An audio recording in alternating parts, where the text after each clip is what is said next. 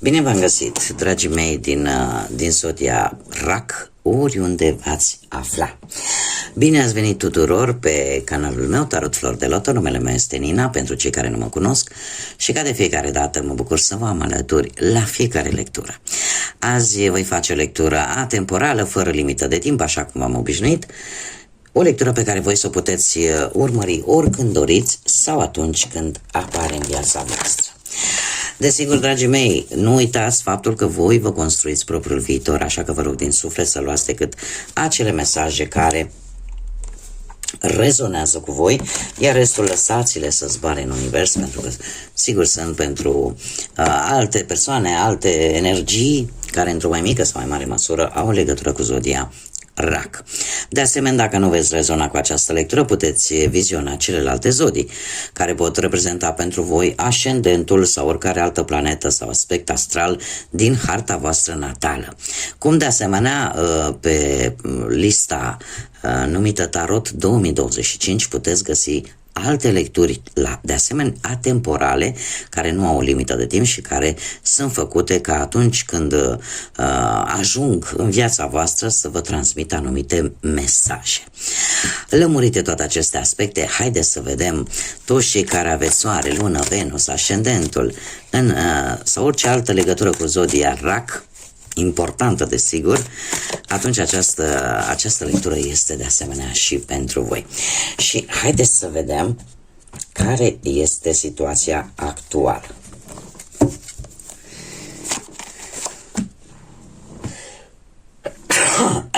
Îmi cer mii de scuze.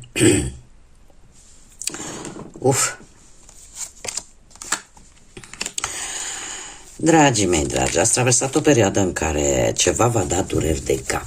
Acum, la propriu, e posibil să vă fi confruntat cu anumite dureri de cap mai puternice sau cu anumite migrene chiar, sau pur și simplu o situație care parcă nu-i dădeați de cap.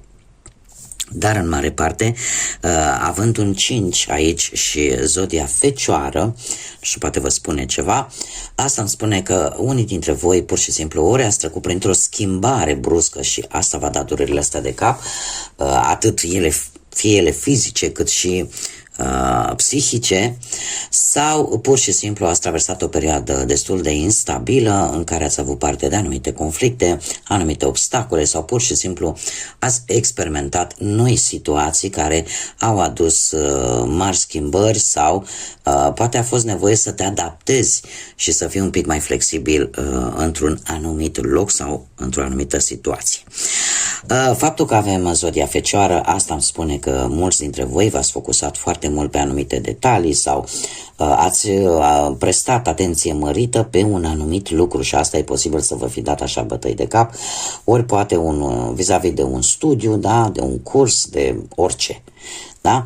Ați încercat cumva să eliminați cam ceea ce nu este necesar în viața voastră și ați încercat să vă dedicați poate mai mult timp pentru ceva ce pe voi vă preocupa. Exista acolo un interes.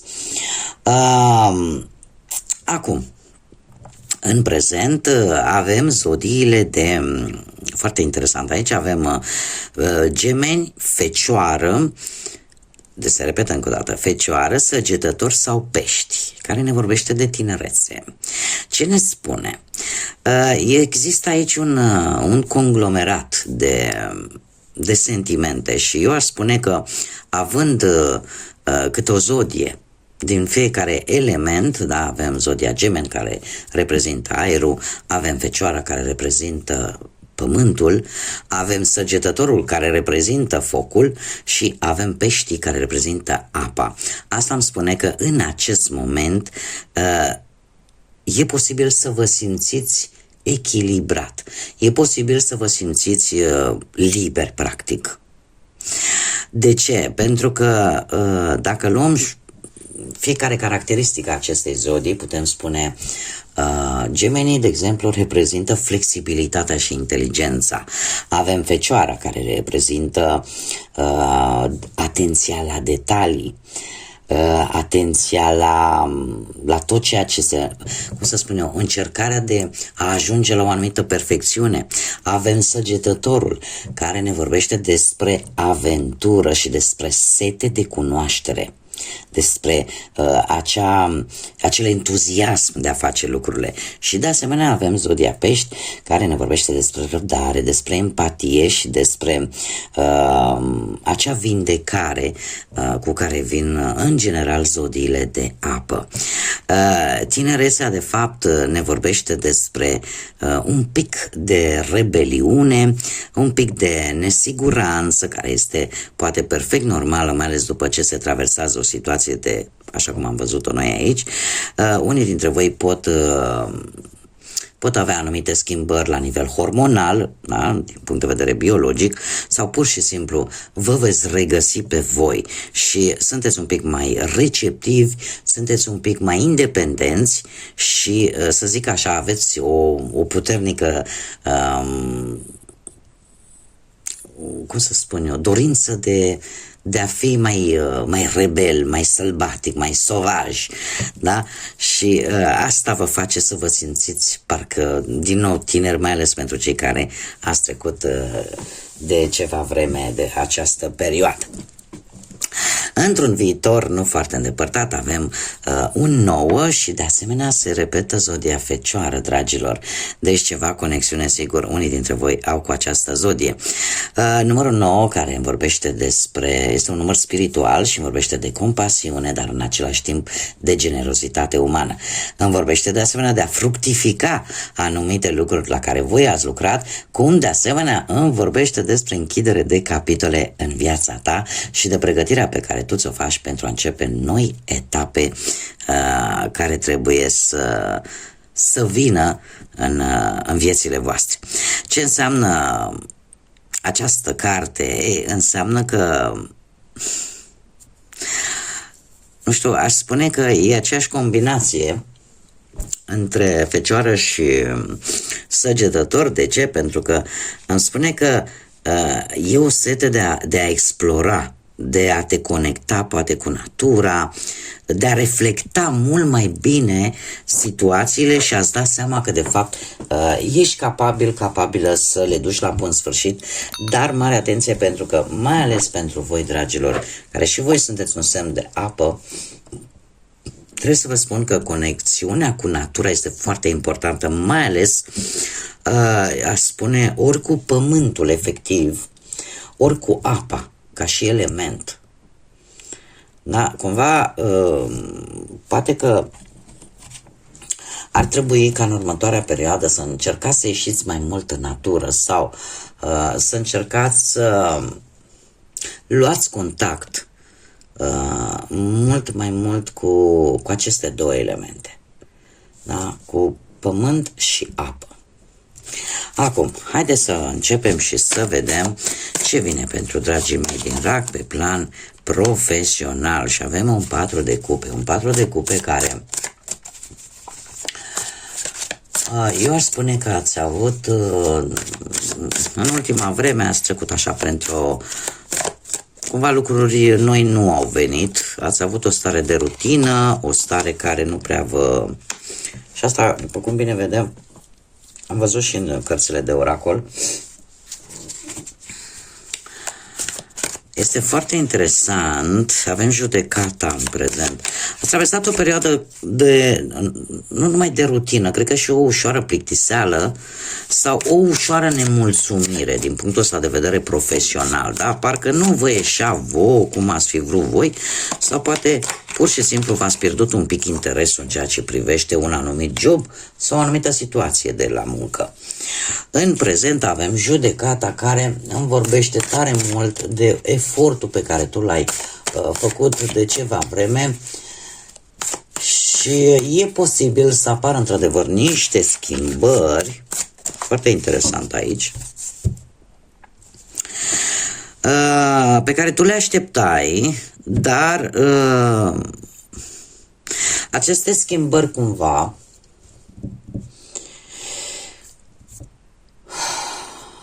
depind foarte mult de anumite prejudecăți.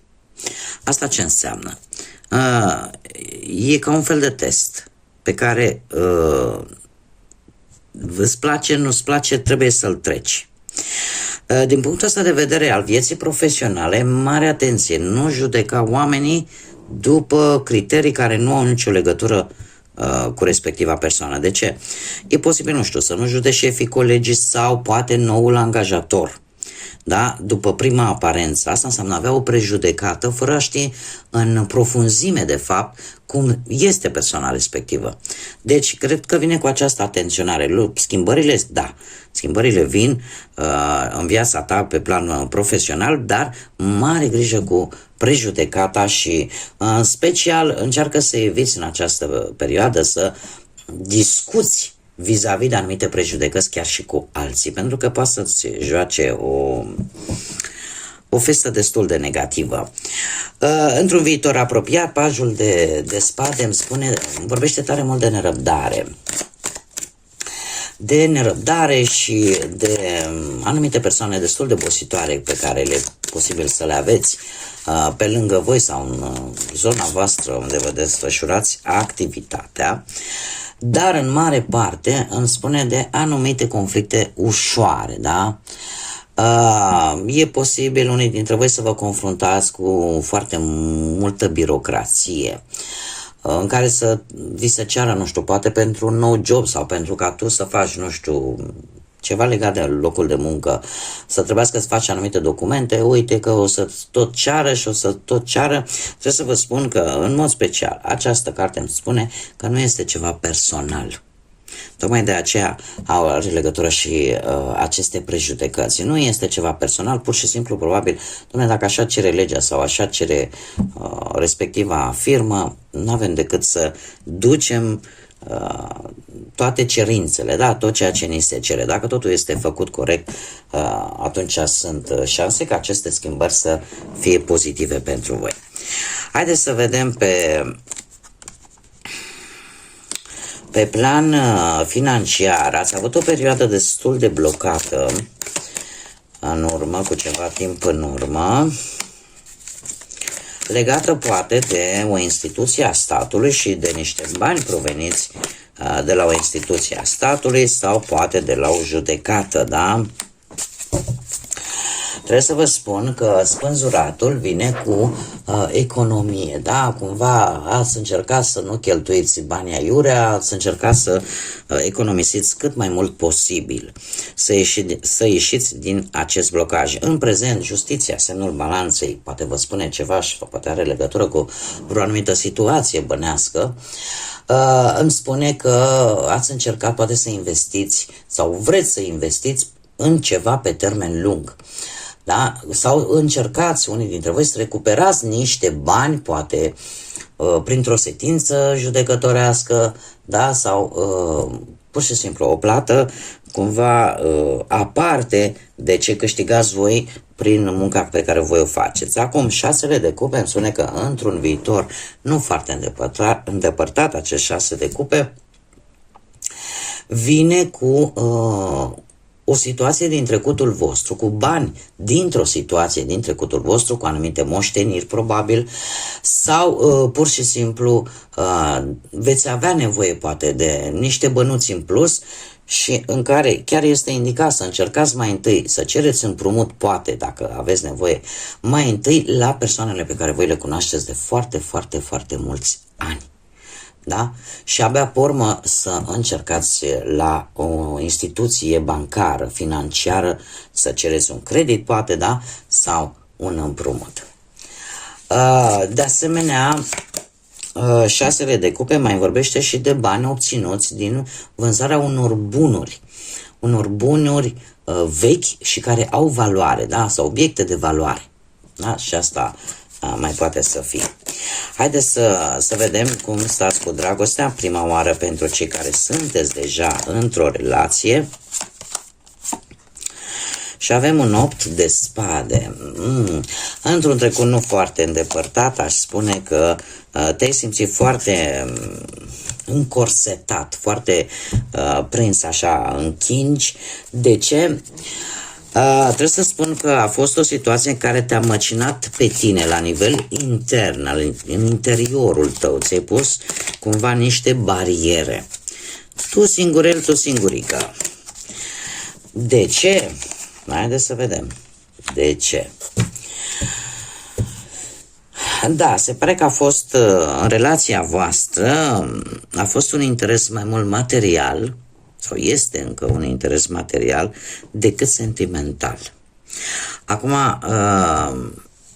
voi trebuie să adaptați, da? Pentru că cărțile în acest moment vorbesc de situația dintre două persoane.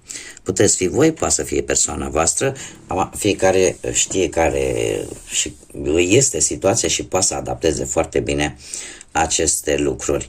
Cum am mai spus, o perioadă în care ai căutat ieșire, ai căutat logică sau poate ai încercat să reevaluezi relația, dar ceva, o teamă pe care tu ți-ai provocat-o singurel, te-a cam blocat. Da? E posibil ca unele relații pe care le aveți unii dintre voi să fie chiar relații nocive și care să te facă să te gândești, oare nu fi mai bine singur decât într-o relație total nesănătoasă? Da, e posibil ca unii dintre voi să-și fi pus tot felul de întrebări, printre care și aceasta. În prezent, cu acest 4 de monede, se pare că există un atașament. Dacă nu vorbim de o situație materială care destul de nesănătoasă, care să implice să aibă așa o conexiune, o legătură negativă în relația voastră, 4 de monede îmi vorbește de o situație de atașament anxios față de pereche sau invers. Este un atașament în care unul dintre voi poate să zică, știi, nu mă interesează dacă mă iubești, nu mă iubești, dar eu vreau să stau cu tine pentru că eu simt că fără tine eu nu pot să exist. În momentul în care ții cu dinții de o relație, de o persoană, dar totuși respectiva persoană nu-ți răspunde cu aceeași intensitate, atunci apar în general problemele, pentru că apare acest atașament bolnăvicios, un atașament care de multe ori și cam de fiecare dată nu face altceva decât să înrăutățească relația și mai mult, pentru că eu de moment nu văd cupe, ca să ne înțelegem. Într-un viitor apropiat, această regină de spade îmi spune că există posibil pentru unii dintre voi un personaj destul de puternic, un personaj care poate influența atât în bine cât și în rău relația voastră, un personaj foarte impulsiv, care spune lucrurilor fățiși pe nume, care nu prea știi, nu prea mă interesează, te doare, nu te doare, eu ți-o spun franc, da? Și care, în general, chiar dacă are sentimente, nu le scoate la suprafață. Nu știu dacă zodiile de aer, Gemeni, Balanță sau Vărsător vă spun ceva în ceea ce privește partea asta a relației, dar trebuie să vă spun că, în general, regina de spade ne vorbește de o persoană destul de independentă, care are o gândire destul de independentă, de cineva care a avut posibil de-a lungul vieții sale foarte multe eșecuri, mai ales pe partea asta amoroasă, și care cumva nu mai vrea și nu mai acceptă să fie rănită. Voi puteți să vă recunoașteți în acest personaj sau poate chiar perechea voastră. Cert este că e o persoană, cum am mai spus, foarte directă, care spune lucrurilor pe nume în față și care, în general, tocmai prin această atitudine rece pe care o are, îți dai seama că parcă nu poți să te joci prea mult sau nu poți, trebuie să ai mare grijă ce scoți pe gură în fața unei asemenea energii. Dar asta nu înseamnă că nu are sentimente. Are sentimente, doar că nu le va mai arăta. De ce? Pentru că e posibil ca în trecutul său să fie avut parte de multe decepții. Și ca măsură de protecție și-a ridicat un zid peste care nu trece și nu permite nimănui să treacă decât probabil numai în anumite situații, și de regulă situațiile nu sunt tocmai des întâlnite. Haideți să vedem pentru cei care Sunteți singurei, singurei poate în urma văduviei, singurei în urma unui divorț, a unei separări, a unei despărțiri sau pur și simplu cei care nu ați reușit să vă găsiți până acum jumătatea. Dragilor, voi cu acest 3 de monede a spune că ați traversat o perioadă în care poate chiar la locul de muncă sau căutând un loc de muncă e posibil să fi găsit pe cineva sau poate că căutând să rezolvați o anumită situație legată de bani, iar la fel. Doiul de monede, în schimb, îmi spune că în prezent sunteți în situația în care ori sunteți prinși între două relații și spuneți, doamne, nu am timp. Cert este că avem și un cavaler de monede care spune că există aici un personaj care nu duce lipsă de situație materială, un personaj din zodii de pământ, Taur, Fecioară sau Capricorn, care, paradoxal, aș zice că e o persoană destul de ambițioasă și foarte sigură pe ea, așa că aveți mare grijă cum vă jucați. Cum vă jucați cu aceste lucruri. Pentru că voi amânați aici, nu știu de ce, dar am dat senzația că într-adevăr există două persoane de interes pentru voi.